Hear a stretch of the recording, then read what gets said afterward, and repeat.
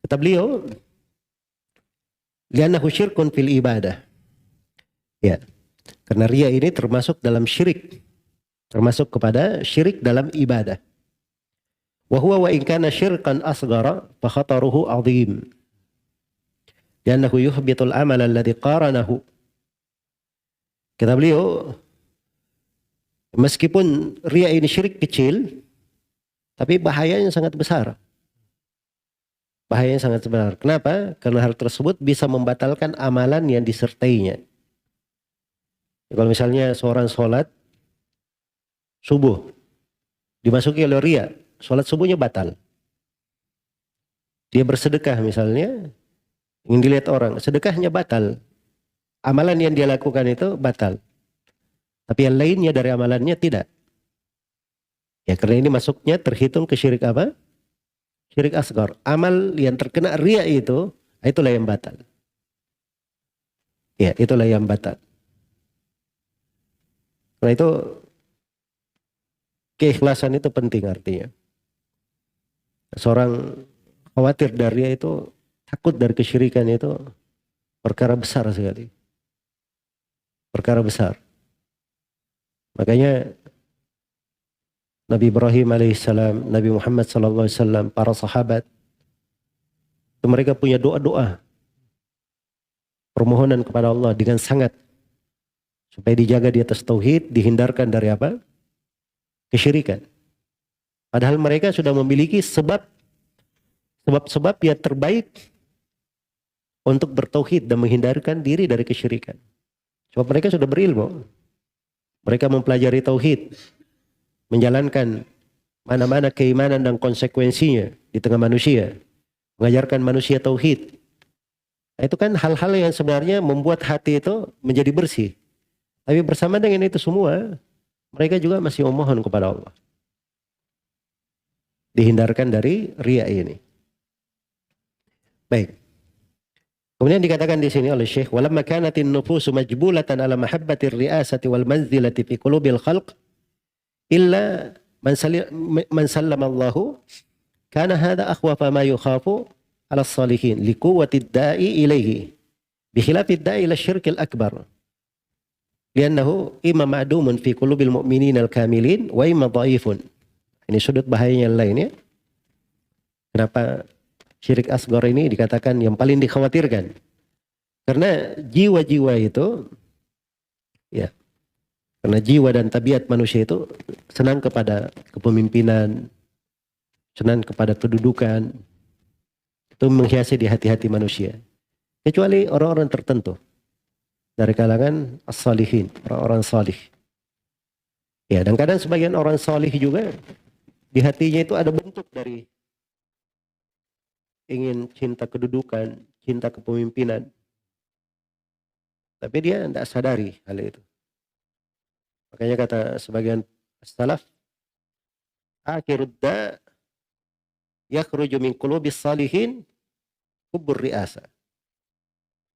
Akhir penyakit yang keluar dari hati orang-orang salih, kalau dia bersungguh-sungguh membersihkan hatinya, yang paling terakhir keluar itu cinta ketenaran. Cinta ditokohkan. Ya. Cinta dianggap orang. Wah, ini subhanallah fitnahnya besar sekali.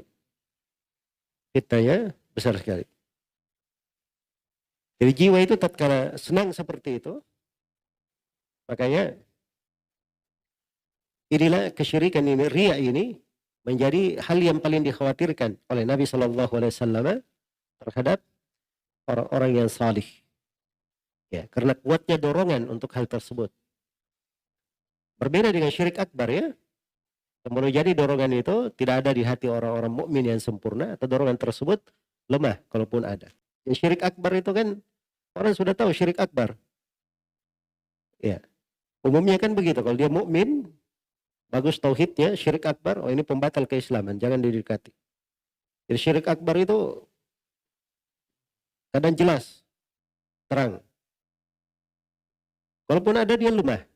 Tapi kalau riya ini tersembunyi. Ditambah lagi hati orang senang. Senang dipuji, sunan ditokohkan, akhirnya menjadilah dia hal yang sangat dikhawatirkan oleh Nabi Shallallahu Alaihi Wasallam. Jadi juga perlu kita pahami ya bahwa ada hal-hal berjalan di tengah kita, kita akrab dengannya, familiar terhadapnya, tapi boleh jadi hal-hal tersebut musuh yang berbahaya untuk kita. Hal yang harus kita hadapi, itu yang menjadi masalah sebenarnya. Itulah ujian kita di masa ini. Di masa ini banyak ya dosa-dosa, kesalahan, subhanallah. Andai itu terjadi di masa para sahabat Nabi Sallallahu Alaihi Wasallam, itu luar biasa sikap mereka mengingkarinya. Karena itu kata Anas bin Malik radhiyallahu taala anhu, ya, kunna na'uddu, kata apa namanya, kata Anas, kami menghitung itu, atau beliau berkata kepada para tabiin di masanya, innakum lata'amaluna a'malan ya adaku fi ayunikum minasy-sya'r wa in kunna lana'udduha ala ahdi Rasulillah sallallahu alaihi wasallam minal mubiqat. Kalian ini, wahai para tabiin, kalian berbuat amalan-amalan di mata kalian lebih tipis dari rambut, kecil sekali, tipis dari rambut. Tapi amalan itu di kalangan kami di masa Nabi sallallahu alaihi wasallam, sungguh kami menghitungnya dari dosa yang menghancurkan. Itu ucapan Anas di masa generasi terbaik kedua, generasi tabi'in. Bagaimana pula kalau kita hidup di masa sekarang? Hah? Orang LGBT saja ditampilkan di layar-layar televisi, dipasang di media-media, dianggap sebagai hal yang biasa.